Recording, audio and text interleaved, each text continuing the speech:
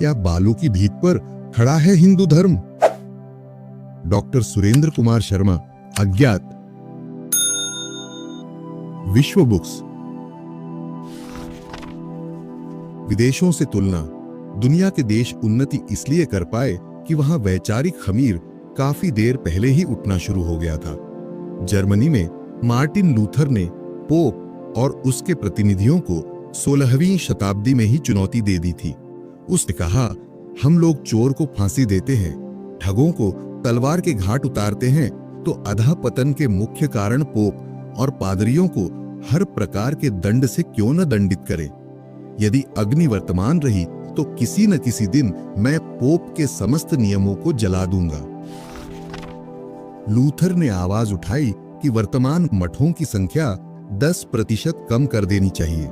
इनमें रहने वाले यदि प्राप्त लाभों से संतुष्ट न हो तो उन्हें इनसे संबंध तोड़ने की स्वतंत्रता होनी चाहिए। लूथर ने लोगों को समझाया कि तीर्थ यात्राओं तथा धार्मिक अवकाशों से दैनिक कार्य की हानि होती है, इससे आर्थिक नुकसान होता है। लूथर के साथी हुटन ने सम्राट से कहा था, पोप का पद समाप्त कर देना चाहिए। इस धर्म संस्था की संपूर्ण संपत्ति राज्य में मिला लेनी चाहिए और 100 में से 99 पादरियों को व्यर्थ समझकर निकाल देना चाहिए। केवल यही तरीका है जर्मनी के पादरियों तथा उनकी बुराइयों से मुक्ति पाने का। उनकी संपत्ति जब्त करने से राज्य की पुष्टि होगी, उसकी आर्थिक दशा उन्नत होगी और उस पैसे से सेना को शक्तिशाली बनाकर देश की रक्षा की जा सकेगी। आखिर लूथर ने पोप के सब नियम जला डाले। इसके साथ ही इंग्लैंड में भी उसके मत प्रोटेस्टेंट मत का प्रवेश होने लगा। अष्टम हेनरी ने 1534 ईस्वी में पार्लियामेंट के द्वारा पोप के पर कतरवा दिए। उसने राजा को समस्त पादरी नियुक्त करने का तथा उस राशि को अपने पास रखने का अधिकार दे दिया जो पहले पोप के पास रोम भेजी जाती थी। साथ ही राज्य के हर कर्मचारी के लिए यह शपथ लेना अनिवार्य बना दिया गया कि वह पोप के आधिपत्य को स्वीकार नहीं करेगा। हेनरी ने मठों की धार्मिक अवस्था की जांच करने के लिए निरीक्षक भेजे। मठाधीश महंत आलसी और दुष्ट थे। जब छोटे छोटे मठों की संपत्ति जब्त की गई तो धर्म के इन ठेकेदारों, संतों, महंतों आदि ने विद्रोह करवा दिया। राजा ने वे सब मठाधीश मौत के घाट उतार दिए जो इस विद्रोह में शामिल हुए थे। उनकी संपत्ति जब्त कर ली गई। भय के मारे दूसरों ने भी स्वीकार कर लिया कि हम लोग दुराचारी हैं और उन्होंने अपने अपने मठ राजा को सौंप दिए। मठों की सारी सामग्री बेच दी गई। भूमि को या तो राजा ने अपने कब्जे में ले लिया या फिर बेच दिया। इन मठों के नाश के साथ ही साथ धर्म मंदिरों की उन प्राचीन मूर्तियों तक को तोड़ दिया गया जिन्हें पोप का आशीर्वाद प्राप्त था। यहां तक कि गिरजाघरों में लगे रंगीन शीशे भी तोड़ दिए गए, क्योंकि बहुधा उनमें भी मूर्तियां बनी रहती थीं। चुनाव की प्राचीन प्रथा को तोड़कर अब यह निश्चित हुआ कि राजा स्वयं ही बिशप को नियुक्त करेगा। इस मामले में कई अभूतपूर्व कदम उठाए गए। कैंटरबरी के महात्मा साधु टामस की मूर्ति तोड़ डाली गई और उस महात्मा की हड्डियां जला दी गईं। वेल्स में काठ की एक मूर्ति की पूजा होती थी। उसे तोड़कर एक ऐसे साधु को जलाने के लिए इस्तेमाल किया गया जिसने राजा की आज्ञा न मानकर पोप की आज्ञा मानी थी। इस तरह धर्मगुरु के चंगुल से मुक्त होने और उसे सत्ताच्युत करने के बाद ही इंग्लैंड विज्ञान में प्रगति कर सका। 18वीं शताब्दी के अंतिम और 19वीं शताब्दी के आरंभिक दशकों में वहां हुई औद्योगिक क्रांति उसी वैचारिक व धार्मिक क्रांति का फल थी जिसके बीज पिछली 16वीं 17वीं शताब्दियों में बो दिए गए थे। 19वीं शताब्दी में यूरोप के अनेक देशों में स्वतंत्र चिंतकों, वैज्ञानिकों, आविष्कारकों आदि को तंग किया जाता था। वे सब इंग्लैंड पहुंचकर निर्भय होकर अपना अपना काम आगे बढ़ा पाए, क्योंकि वहां वैचारिक स्वतंत्रता थी, कठमुल्लापन नहीं था। जिस मार्क्स के विचारों को मानने वालों का पिछली शताब्दी में 1990 तक आधी से ज्यादा दुनिया पर राज रहा, वह भी इंग्लैंड में आकर ही अपने युगांतरकारी चिंतन को तर्कसंगत परिणति तक पहुंचा पाया था। मार्क्स को 1843 में जर्मनी छोड़कर पेरिस जाना पड़ा। वहां से उसे जब निकाल दिया गया तो वह ब्रुसेल्स में आ गया, परंतु जब उसे वहां से भी निकाल दिया गया तब वह 1849 में लंदन आ गया और सारी उम्र वहीं रहकर अपने शोध कार्य को पूरा करता रहा।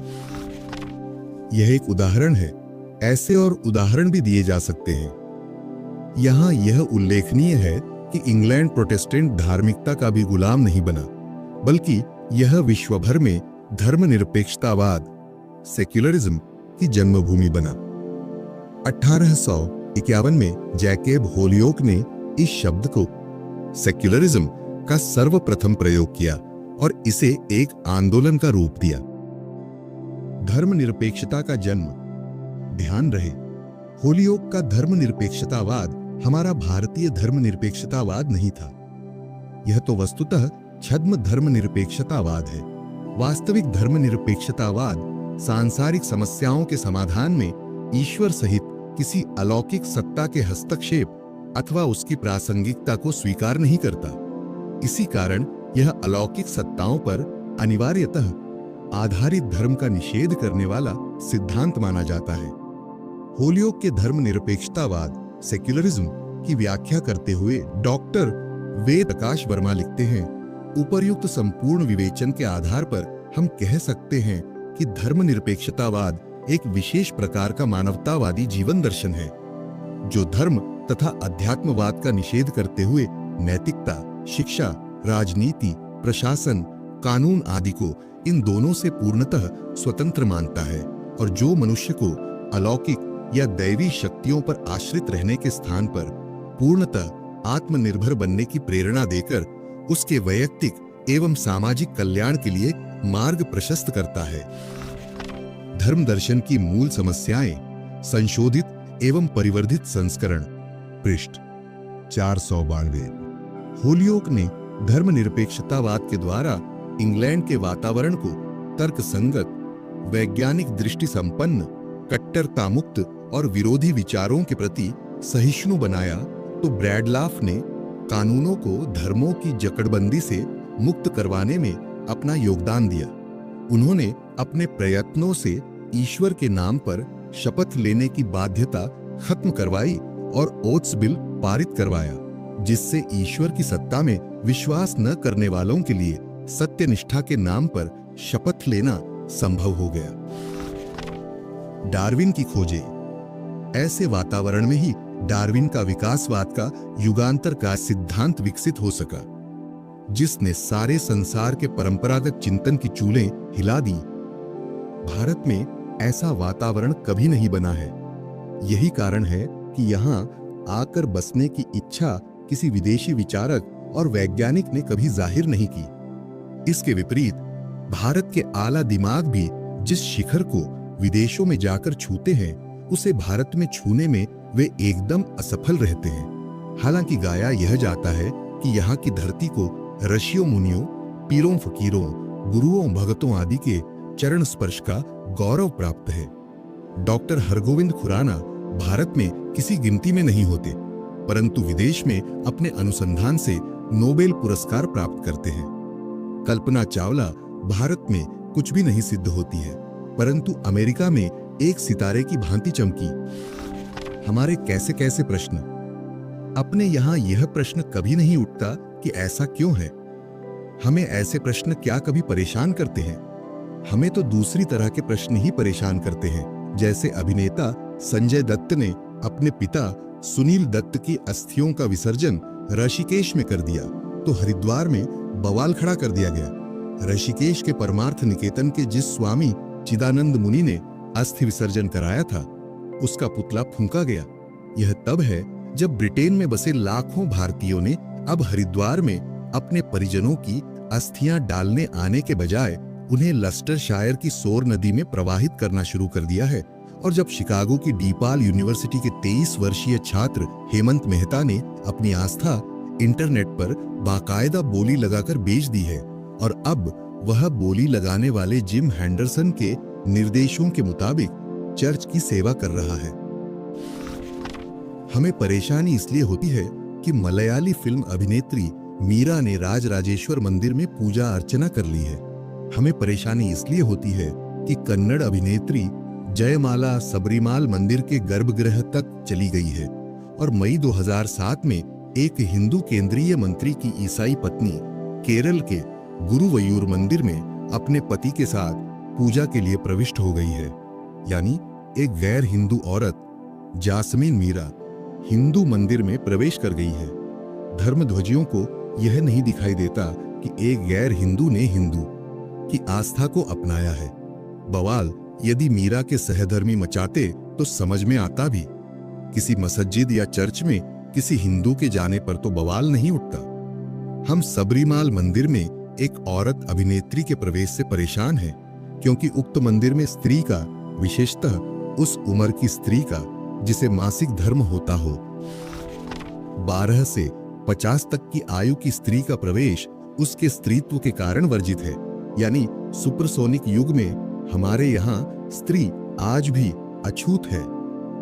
हमारे यहाँ धर्मध्वजियों ने सचेतन तौर पर इस बात का ध्यान रखा है कि कोई ऐसा विचार पनपने ही न पाए जिससे उनकी सत्ता को चुनौती मिले। मनोज मिश्र ने ठीक ही कहा है, हम कपिल के सांख्यवाद और पतंजलि के योग दर्शन पर ही इतराते रह गए और यूरोप भाप के इंजन का आविष्कार कर आगे बढ़ गया। हम पुष्पक विमान के सपने रखते रहे और दूसरे देश हवाई जहाज बनाकर हमारे आसमान पर चक्कर लगाने लगे। हम योग्य वाशिष्ठ पर न्यौछावर होते रहे और न्यूटन ने गुरुत्वाकर्षण का सिद्धांत खोजकर भौतिक शास्त्र को नई दिशा दे दी। हमें स्वीकारना होगा कि थोथे दंभ ने हमें कहीं का नहीं छोड़ा।